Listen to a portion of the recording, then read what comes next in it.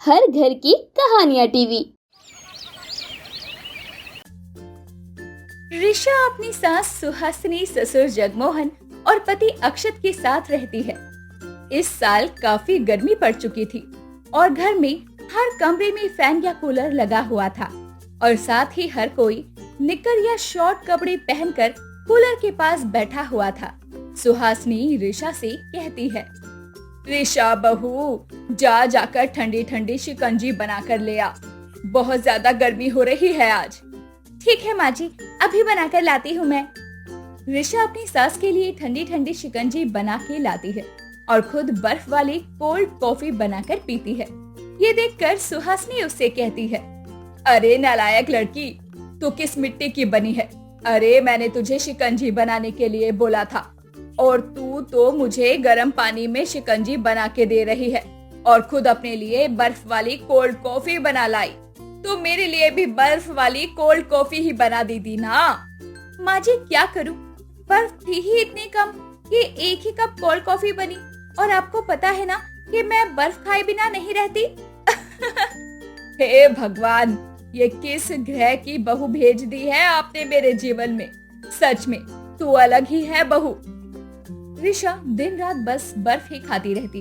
एक दिन जब ऋषा अपने कमरे में होती है, तभी कमरे के बाहर अक्षत आता है और वो ऋषा की आवाज सुनता है। उफ, तुम्हारी और मेरे प्यार की बात ही कुछ और है।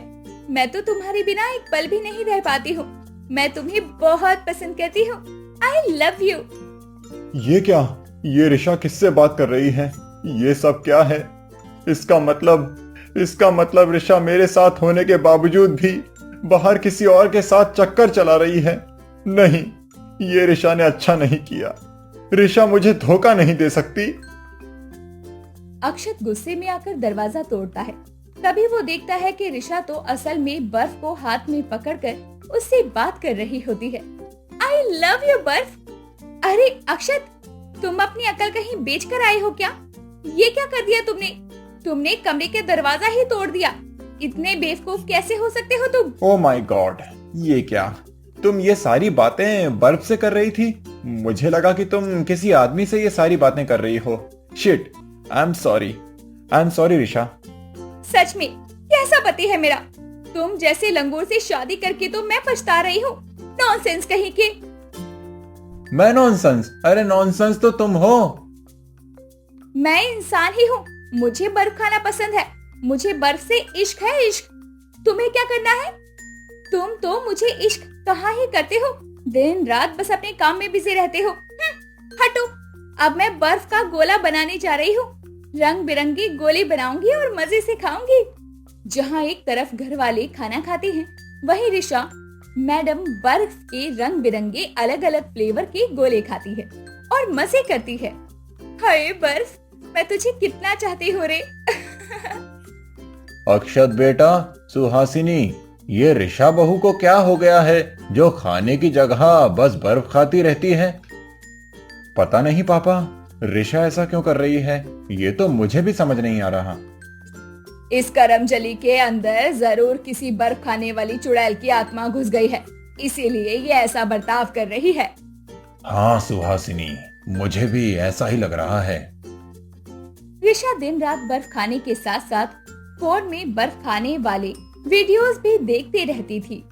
वाओ, ये कितना अच्छा है। ये आइस खा रही है। इसके पास कितनी टेस्टी मच्चा टी पाउडर भी है जिसके साथ ये बर्फ खा रही है। मैं भी ऐसा ऑर्डर करूंगी और खाऊंगी। अरे नासपीटी, खाना तेरी क्या अम्मा आकर बनाएगी। दिन रात बस यही सब देखती रहती है और बर्फ खाती रहती है। इतनी बेशरम कैसे हो सकती है तू? तुझे हम सब कितना चिल्लाते रहते हैं, लेकिन उसके बाद भी तुझ पर हमारी बातों का कोई असर नहीं होता। हाँ, क्योंकि मैं अपने मन की मालकिन हूँ और मुझे किसी के आदेश सुनने में कोई इंटरेस्ट नहीं है माँ जी। ऋषा एटीट्यूड दिखाते हुए वहाँ से रसोई में चली जाती है। बाद में सुहासिनी जगमोहन और अक्षत से कहती है, ये डाकन दिन रात बर्फ खाती रहती है। अब इसके बर्फ खाने की आदत को रोकने का एक ही उपाय है। कैसा उपाय माँ? अब हम हमारे घर से फ्रिज ही निकाल देंगे। वैसे भी हिमाचल में रहते हैं, यहाँ हमें फ्रिज की कोई जरूरत भी नहीं है। और अब इस गर्मी में तो बिल्कुल भी नहीं। हाँ सुहासिनी, तुमने ये बहुत अच्छा उपाय बताया है। हम अपने फ्रिज को बेच ही देते हैं। जब फ्रिज ही नहीं रहेगा तो ऋषा बहू बर्फ खा ही नहीं पाएगी। ऋषा को अब कुछ समझ नहीं आ रहा है, लेकिन आगे चलकर उसके ये हद से ज्यादा बर्फ खाने के कारण उसे बहुत तकलीफ हो सकती है। अक्षत बेटा, तू कल ही फ्रिज को ले जा और बेच दे। हाँ माँ, कल जब ऋषा बाजार में सब्जी लेने जाएगी तभी मैं फ्रिज को बाहर निकाल कर बेच दूंगा।